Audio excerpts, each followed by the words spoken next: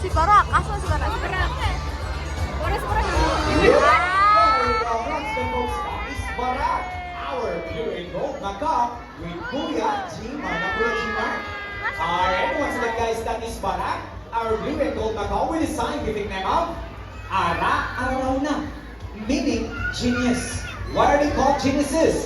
Because they have the mental capacity of a 4-year-old child. So magkasing talino lang ni Barak ang 4 na taong gulang na bata. And just like most other parents guys, si Barak ay may tinatawag na zygodactyl feet.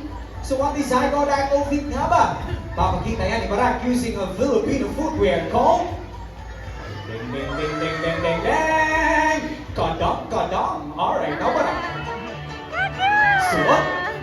Yan. March out. That is zygodactyl feet. Now we go to the front, to the back, allowing them to walk items so much in the right, right, left, and baba. Good boy. Barak, okay, ang dahil daw dyan, boy. Siyempre may pa-high five muna tayo to Kuya Jimar. No, high five to Kuya Jimar daw, eh? High five.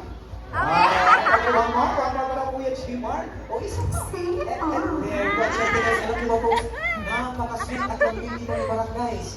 Tingin folks ha, alright, now Barak. Kiss to Kuya Jimar daw, sabi si cheek. Oh, kiss to Kuya Jimar. Kiss.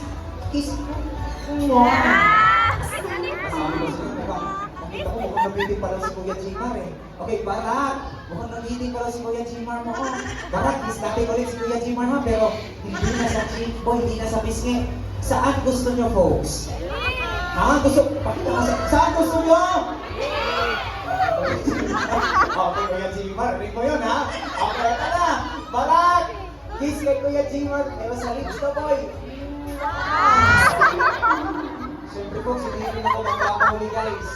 Kiss din ako Kuya Jimar sa lips. Kamay choke. Kasi hindi lang yan, si Barak ay isang eco-warrior din. Who here segregates your trash? Sino sa inyo dito ang nagsesegregate ng kanilang mga basura? Ano ba? That's one. Nagsesegregate. Okay, we have one. Okay, si Kuya doon. How about the other? Sino yung nagsesegregate?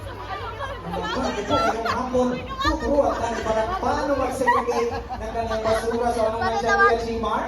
Siyempre, ang ating basurahan, we have a biodegradable banner na bubulong po. Ayan, natin also, we have a non-biodegradable banner hindi na bubulong po. Kung gumagana ng ating dalawang basurahan, Kuya. Now, Kuya Jimar, at the count of 3 na mga basura. 1, 2, 3, and go! Okay folks, ang unang kukunin ni Barak guys, a piece of plastic which is gonna go to the non-biodegradable bin. Good boy. Ang pangalawang kukunin ni Barak is another piece of plastic which is gonna go to the non-biodegradable bin. May wala pang basura boy.